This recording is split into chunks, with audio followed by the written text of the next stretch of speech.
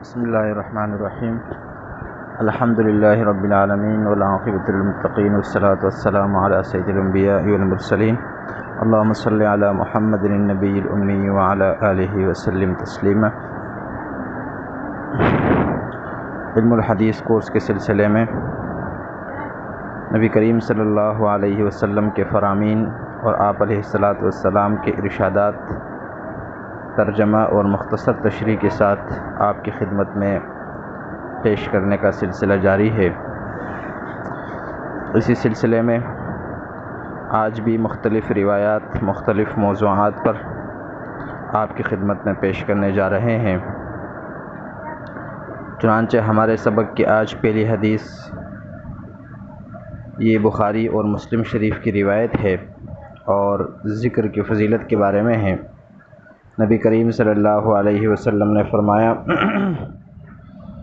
مثل الذی یذکر ربہ والذی لا یذکر مثل الحی والمیت۔ فرمایا، مثل الذی یذکر ربہ والذی لا یذکر مثل الحی والمیت۔ آپ علیہ الصلاۃ والسلام نے فرمایا، جو شخص اپنے رب کا ذکر کرتا ہے، اپنے رب کو یاد کرتا ہے، اس کی مثال، اور جو شخص اپنے رب کا ذکر نہیں کرتا، اپنے رب کو یاد نہیں کرتا، اس کی مثال زندہ اور مردہ کی طرح ہے۔ یعنی جو شخص اپنے رب کو یاد کرتا ہے، اپنے رب کا تذکرہ کرتا ہے، اس کی مثال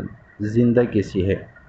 اور جو شخص اپنے رب کو یاد نہیں کرتا، اپنے رب کا ذکر نہیں کرتا، اس کی مثال مردہ کی طرح ہے۔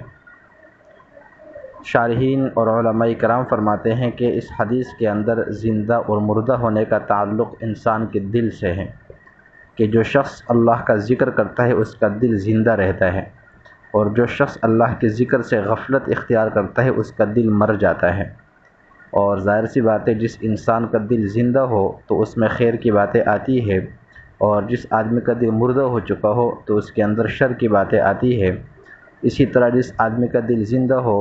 اس کے دل پر نصیحت کی باتیں اثر کرتی ہے، اور جس آدمی کا دل مر چکا ہو اس پر نصیحت کی کوئی بات اثر نہیں کرتی۔ تو یہ ذکر اللہ کی فضیلت ہے کہ اس سے انسان کا دل زندہ رہتا ہے۔ اسی طرح اس حدیث کا ایک مطلب یہ بھی ہے کہ ذکر کرنے والے کا تعلق اللہ کی ذات سے قائم رہتا ہے، اس لیے اس کو زندہ کہا گیا ہے، اور ذکر نہ کرنے والے کے تعلق چونکہ اللہ کے ساتھ ختم ہو جاتا ہے، کٹ جاتا ہے، اس لیے اس حدیث کے اندر اسے مردے کے ساتھ تشبیہ دی گئی ہے اور اسے مردہ قرار دیا گیا ہے۔ دوسری روایت یہ مسند احمد کی روایت ہے۔ نبی کریم صلی اللہ علیہ وسلم نے فرمایا، مثل العلم الذی لا ينتفع به كمثل کنز لا ينفق منه في سبیل اللہ۔ آپ علیہ الصلاۃ والسلام نے فرمایا، مثل العلم الذی لا ينتفع به كمثل کنز لا ينفق منه في سبیل اللہ، کہ جس علم سے فائدہ نہ اٹھایا جائے اس علم کی مثال اس خزانے کی طرح ہے جسے اللہ کے راستے میں خرچ نہ کیا جائے۔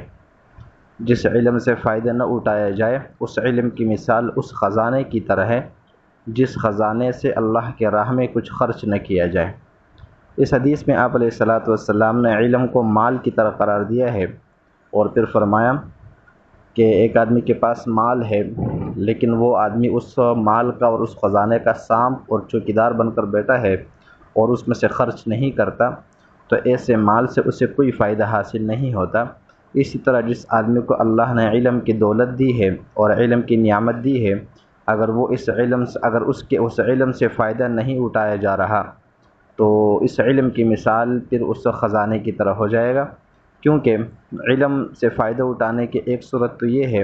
کہ اس علم پر عمل کیا جائے، اور ایک صورت یہ ہے کہ وہ علم دوسروں کو سکھایا جائے۔ تو جس علم سے فائدہ نہیں اٹھایا جائے، گویا اللہ تعالیٰ نے جو نعمت دی تھی اس نعمت کی ناشکری کی جا رہی ہے۔ اس لیے اس روایت کے اندر ایسے علم کو جس سے فائدہ نہیں اٹھایا جاتا ایسے خزانے کی طرح قرار دیا گیا ہے جس خزانے سے کچھ اللہ کے راستے میں خرچ نہیں کیا جاتا۔ تیسری روایت آج کے سبق کی، نبی کریم صلی اللہ علیہ وسلم نے فرمایا، افضل الذکر لا الہ الا اللہ وافضل الدعاء الحمد للہ۔ افضل الذکر لا الہ الا اللہ وافضل الدعاء الحمد للہ۔ اس روایت میں آپ علیہ الصلوۃ والسلام فرماتے ہیں کہ سب سے بہترین ذکر وہ کلمہ طیبہ اور کلمہ توحید کا پڑھنا ہے، اور سب سے بہترین دعا وہ اللہ کا شکر ادا کر کے الحمدللہ کہنا ہے۔ اس روایت میں کلمہ توحید کو بہترین ذکر قرار دیا گیا ہے، کیونکہ کلمہ توحید اسلام کے لیے بنیاد ہے، اور کلمہ توحید کے بغیر کوئی شخص اسلام کی حدود میں داخل نہیں ہو سکتا۔ اس لیے اگر کوئی آدمی ذکر کرنا چاہتا ہے تو اسے چاہیے کہ وہ بار بار اس کلمے کا ورد کرے اور اس کلمے کو پڑھے، اس سے اس کا ایمان بھی تر و تازہ رہے گا اور اسے اپنے عقیدے کی اہمیت کا احساس بھی ہوتا رہے گا۔ اسی طرح سب سے بہترین دعا الحمدللہ، اللہ کا شکر ادا کرنا ہے، کیونکہ دعا کا مطلب یہ ہے کسی سے کچھ مانگنا، اور الحمدللہ کے اندر اللہ کی نعمتوں پر شکر کا ذکر ہے اور اللہ کی تعریف کا ذکر ہے۔ تو معلوم یہ ہوا کہ دنیا میں جس طرح ہم کسی شخص سے کوئی چیز مانگتے وقت پہلے اس کی تعریف کرتے ہیں اور پہلے والی نعمتوں پر، احسانات پر اس کا شکر ادا کرتے ہیں، تو اس سے ہمیں کچھ مل جاتا ہے۔ اسی طرح اگر کوئی شخص اللہ سے کچھ مانگنا چاہتا ہے، کچھ دعا کرنا چاہتا ہے، تو اسے چاہیے کہ پہلے اللہ کی تعریف کریں، اللہ تعالیٰ کا شکر ادا کریں موجودہ نعمتوں پر، پھر اللہ تعالیٰ سے دعا مانگے۔ اس لیے اس روایت میں اس کلمے کو بہترین دعا قرار دیا گیا ہے۔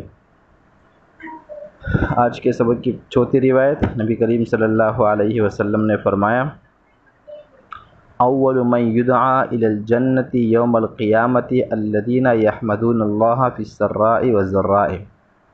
آپ علیہ الصلوۃ والسلام فرماتے ہیں، اول من یدعا الی الجنۃ یوم القیامۃ الذین یحمدون اللہ فی السراء والضراء،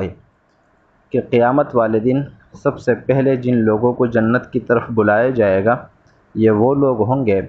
جو خوشی کے حالت میں بھی اور تکلیف کے حالت میں بھی اللہ کی تعریف کرتے ہیں، اللہ کو یاد کرتے ہیں، اللہ کا شکر ادا کرتے ہیں۔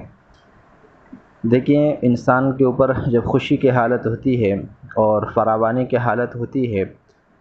تو ایسے موقع پر اکثر لوگ اللہ کی یاد سے، اللہ کی تعریف سے، اللہ کے ذکر سے غافل ہو جاتے ہیں۔ اس لیے اس روایت میں خاص کر اس حالت کی طرف توجہ دی گئی ہے، اور اس میں اللہ کی تعریف کرنے کو قابل تعریف اور جنت کے اندر بلانے